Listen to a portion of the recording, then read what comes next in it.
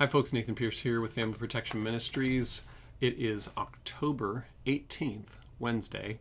I am excited to be back. I was out last week sick and recovering now, but am glad to give you some updates on a few things. So today we're going to be talking about a few things that we've mentioned before here, but I have updates for you on them. So I'm glad to be able to provide that. There will be an update on the Romeike case, the Romeike family from Germany, as well as a couple of pieces of legislation that we have discussed previously, including the 249 bill that addressed lead pipe testing and home inspections for homeschoolers, as well as an update on 1057, which is that bill that dealt with social workers for every citizen in California. So updates on those items, and then we're going to get to a mid-session wrap-up since the legislature is out and we're getting the final word on a few things from the governor's office. So we're going to be giving you a mid-session wrap-up on what bills we have been tracking and giving you updates on throughout the year. So lots to look forward to. Welcome to the Frontline with FPM, where we talk about California politics, homeschool freedom, parental rights, and the family. I'm your host, Nathan Pierce, and thanks for joining us today. Let's jump right in and see what's going on here on the Frontline.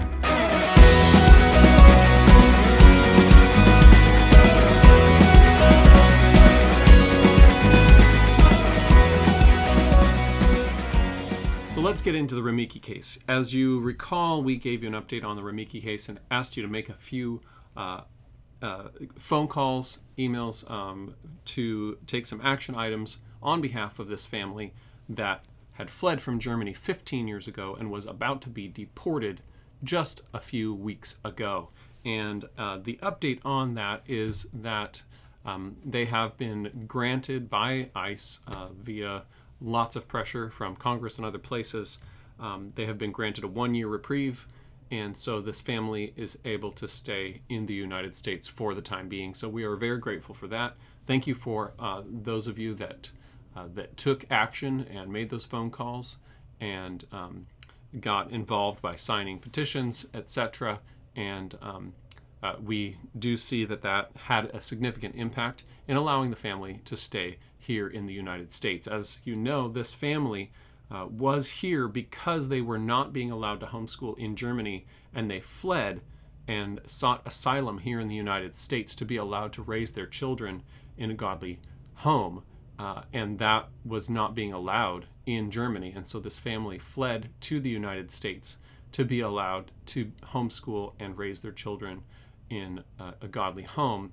And so this is something that we can see being allowed to continue to do this in the United States and to be a place where people can seek asylum for religious freedom issues as being something that we should all seek to be providing for those of us that want to have freedom to raise our children in a godly home and to have these religious freedoms. We should value them and be willing to protect ourselves and others by taking action to defend religious freedom. And in this particular case, it was even more specific to the work we do here at FPM, because it was specifically going after religious freedom and homeschooling specific freedom, which is why they came to the United States, to be allowed to have those freedoms. And so as we look at the reason why they were allowed to stay here, we have to realize that our own freedoms, are tied to the freedoms granted to the Romeike family. And so we need to remember that these things are important for us to continue to fight for.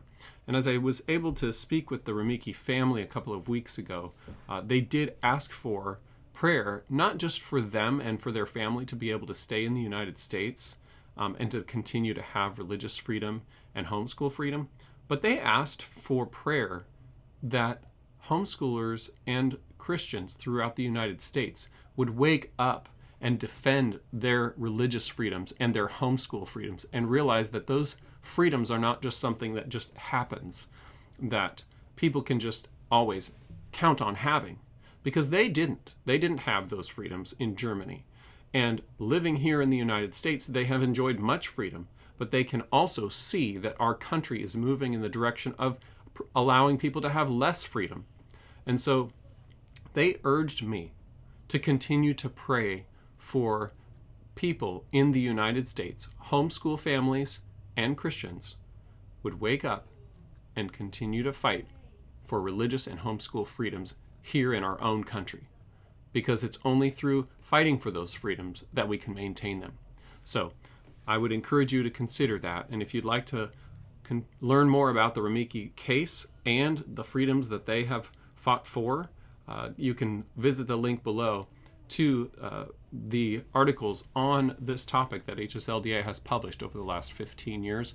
And they continue to write about challenges to religious freedom and homeschool freedom, both here in the United States and around the world.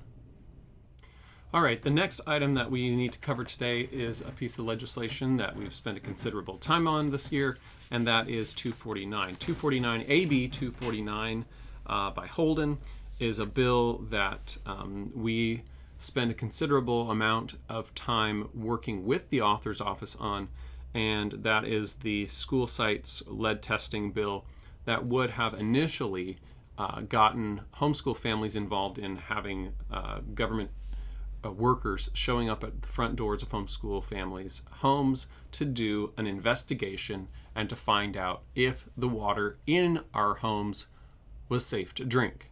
So we worked through the beginning part of this year quite a bit on building a relationship that we had actually started a couple of years ago in the same legislator's office, working on other bills.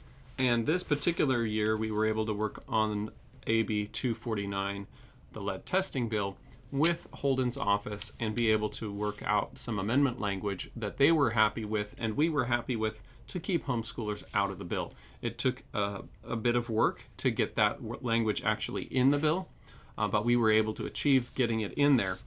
And it took a lot of work. And I say that's I mention that because it's important each time a bill like this comes up that it would involve investigations into our own private homes because of the homeschool situation of a private school existing in a private home.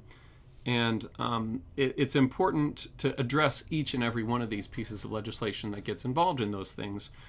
And sometimes it takes more work than other times. In this particular case, the bill went through the legislative process. It was amended and multiple times. And ultimately, what happened with this bill today, actually, is that the governor vetoed the bill. Now, he didn't veto the bill because of something that we put in there. He didn't veto the bill because he disagrees that we should have clean drinking water in schools. He vetoed the bill because he disagrees on the implementation process laid out in the bill, and he wants to see more work done on it before he signs it into law. So it seems to me that this bill will probably come back. We've seen it a number of times in the past, and so we expect this bill to come back. Now, why is it important for us to work on bills that may very well get vetoed anyway? Well, let me give you a reason. Ultimately, some bills take many times going through the legislative process in order for them to become law. And sometimes they look very different the last time than they did originally when they first were proposed. And it's important for us to be involved in these bills every step of the way. And in this particular case, this bill, 249, say it gets presented again next year or the following year, they will look at the work that's been done previously on a piece of legislation before it gets to the introduction stage or before it gets to its first hearing. They'll want to make sure that that bill gets the attention of all the people that have worked on the bill so far, and that it addresses all the issues that were brought up previously in versions of the bill. So in this case, AB 249, this bill has been introduced before, and it was introduced this year, and we were able to get amendment language into it so that if in the case of it becoming introduced next year, it will have this language in its history. Our exemption language for private schools, including private homeschools, will be in the history of this bill being worked on, so that no matter who works on this bill in the future, they will see our language in the bill and know to either include it or to talk to us about how they can work out making sure that our concerns get addressed before it goes to its first hearing, whenever that might be. So it's important, the work that we did, even though this bill was vetoed by the governor today, it's important that our work got done on this bill earlier this year, because it will have long-lasting consequences, perhaps next year or in future years, if this bill comes back, which I believe that it certainly will, because the issue of lead in water pipes, particularly in old public school buildings, is a continual issue. It constantly gets brought up, and it's constantly being attempted to be addressed by the legislature and by government agencies involved in public schools. So we're going to see this issue come back, and it's important that we got our language in this bill earlier this year, because it will no doubt be an issue that gets addressed in future years, and having our foot in the door of those conversations is something that's going to be important going forward. So we're really glad that we were involved in this piece of legislation. I'm glad that our language got into this bill, and I'm glad that we will be able to have that as a foothold when this bill comes back for future attempts to get this issue addressed. Next, I want to address another piece of legislation that was also vetoed, and I was pleasantly surprised that this bill was vetoed. I agreed that it should be, and that is AB 1057. AB 1057 is that bill that requires that requires the social services to essentially assign a social worker to every California citizen at birth. Anyone born in the state of California would be required to be assigned a social worker and be given the option for that social worker to go to your home to visit that new California. They would provide that information at the hospital when a person was born, and the parents would be faced with the question, do you want us to come and do a home visit?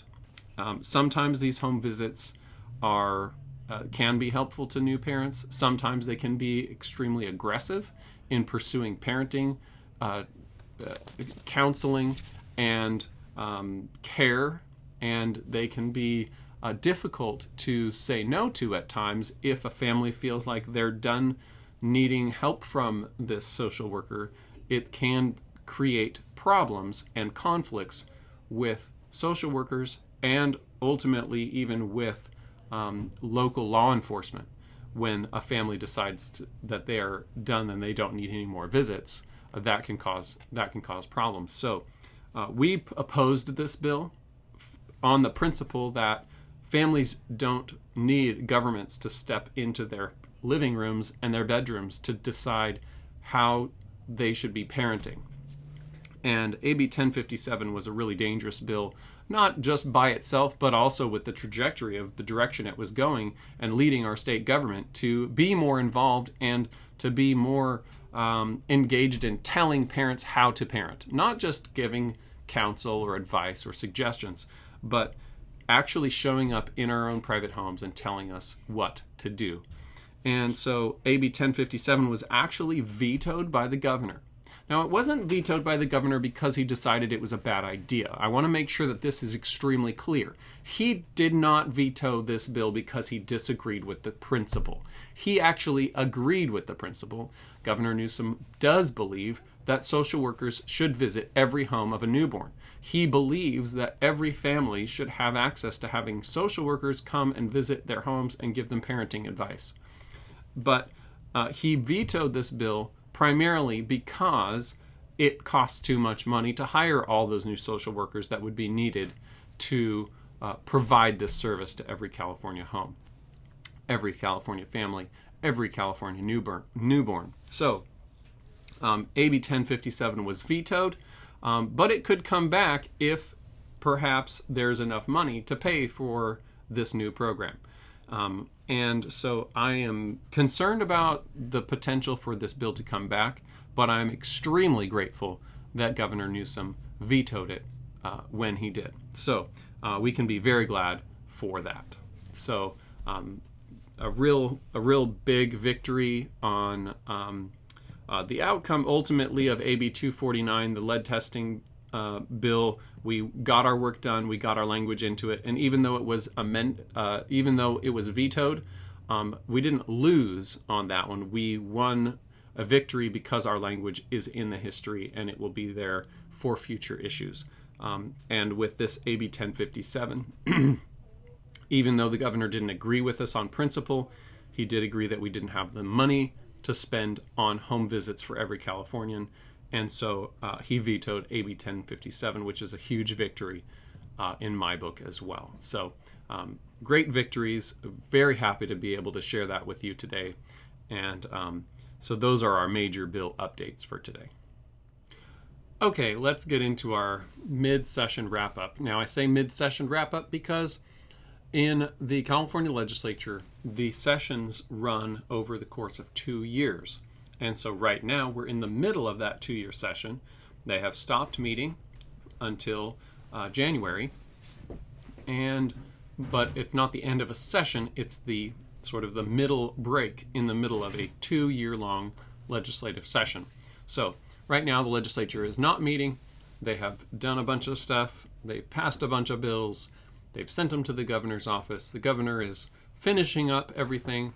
And as of today, the governor has addressed, either by signing or vetoing, every bill that we have listed on our bill tracker that's on our website. So if you want to look at the bills that we have addressed publicly relating to homeschooling or parental rights issues, you can take a look on our website if you go to fpmca.org/bill tracker. And there is a table that shows you a bunch of bills that we have addressed very publicly over the last several months. And we're just going to go through those. I'm going to start from the bottom of that chart and work our way up. And we'll go start with the bills that specifically deal with their impact on private homeschooling. And then we'll address some issues related to parental rights. All right, let's go ahead and start with SB 767. This is a mandatory kindergarten bill that we have worked with the author's office for a number of years to get wording into the bill that actually exempts private homeschool families and indeed all private school students. So if a student is heading to a private school and they want to join a private school, whether it's a homeschool situation or if it's a campus private school, and they want to start into first grade at a private school, this bill does not impact them at all. But if a parent brings a child to a public school to enroll them in first grade, the school will tell them you have to show proof of attending kindergarten first before you will be allowed to enroll in first grade. That's what SB 767 does. It requires kindergarten prior to the first grade for anybody going to a public school. So that's a bill that we have gotten our language into, and we're thankful for that. But currently, this bill is not becoming law yet. It's currently held under submission in the Appropriations Committee. And what that means is it's being held over till next year. It might be acted on next year. It may not be, but it's currently an active bill because it is it's a bill that's in the legislative process currently, but it's not going to the governor, so there's nothing going to happen on this bill until early next year at the earliest. So that's SB 767, mandatory kindergarten. It's on hold till next year. Next is AB 262. AB 262 has to do with children's camps, and the broad definition of children's camp that this bill addressed and added a lot of regulations to included things that could be looked at as a homeschool co-op. And so lots of new regulations as this bill was originally written.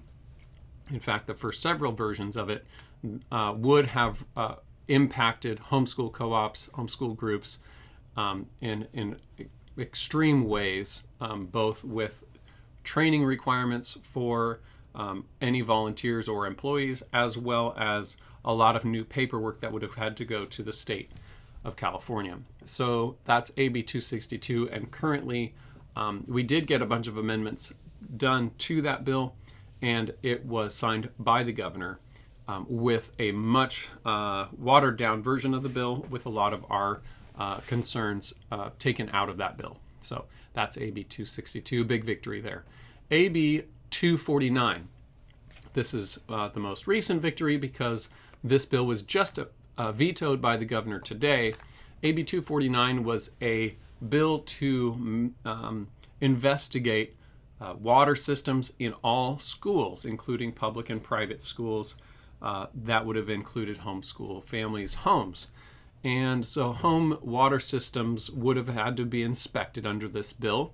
And if it was found that a water system did not meet the requirements of the state of California, the state would require the whole water system to be redone or to have a new water system installed, and that would be done at the school's expense. So in the case of public schools, the state covers those expenses because the state owns the public schools. But in the case of private schools, the private school would have to pay. And in the case of a homeschool, a family that creates their own private school in their own home, the family would have to pay. So AB 249 we got our amendment language in there to exempt private schools from that bill, which was a really good victory. Ultimately, this bill was vetoed by the Governor Newsom of the state of California, but I expect this bill to come back. The veto message, as I mentioned before, did not indicate that he disagrees with the principle of this bill. In fact, he wants something like this to be pursued. So this bill will definitely come back, just in a little bit different way. And we certainly are glad that our wording and our concerns being addressed in this bill will be on file and in the history of records for AB 249. So that was a good victory for us that we were able to work with the committees and the author's office on AB 249. So next is AB 659. AB 659 was the HPV vaccine mandate bill. And early on in the process for this particular bill, there was a sort of a major overhaul of some paperwork systems regarding public and private schools and how parents would be notified about new requirements and mandates, and how parents would be able to qualify to how parents would really be able to comply with the law regarding homeschool families complying with this new HPV vaccine mandate and the notifications that came with it. And so this created a new process by which homeschool parents would have to file paperwork, not just giving themselves notices, which was also required, but a new method of keeping track of vaccines for students enrolled in homeschool, in home-based private schools. So AB 659 created a bunch of new problems, but ultimately we were able to get amendment language in that exempted private homeschool families from this bill, and also private schools eventually were exempted from this bill as well. And ultimately the bill was watered down a bit so that it had a notice for public school students. Ultimately, I was not a huge supporter of this bill as it was signed by the governor, but it does not impact private homeschool families, and I'm really grateful for that because of all the work that we did on this bill and on previous bills that led up to this one. Really helped us to have a foot in the door on dealing with the issues in AB 659. So very grateful to God for putting us in the right place at the right time to be able to address these concerns for AB 659 and the HPV vaccine mandate. AB 1057 is a bill that was just vetoed by the governor recently, and that was the bill that dealt with social workers and new parent home visits. So this bill required a social worker be assigned to every new person born in California. Every infant would have a social worker assigned to them, and the opportunity for families to have a visit from a social worker. Now, there was an opt-out provision in this bill, but it was still extremely dangerous for us to have in California a system set up for every child to have not only to have every child have a social worker assigned to them, but also have a system set up for every home to be visited by social workers. Every home, every Californian would have a social worker assigned to go and visit their homes.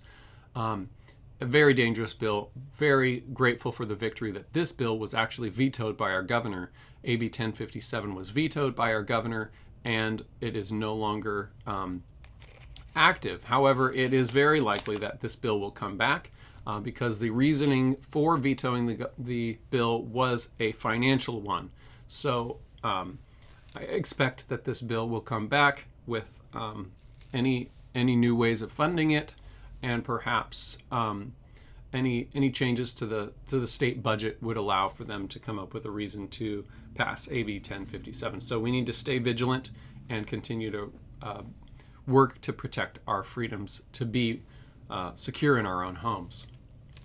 Next is AB 957. This one is a bill that basically dealt with custody situations in the text of the bill. And in the context of a custody situation, a custody dispute over a child, the social worker involved,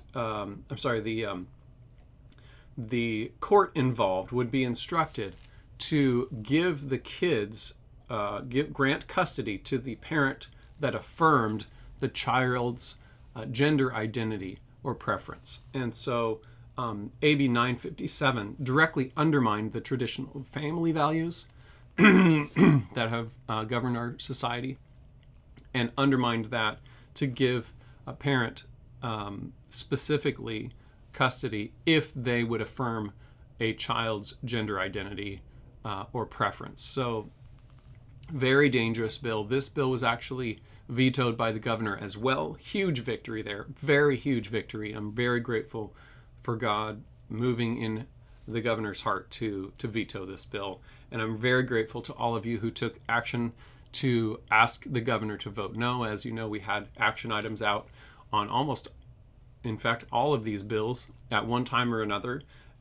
This particular bill, AB 957, we had asked for people to call the governor, and I think that he heard from people and agreed that this was not the time to pass this bill.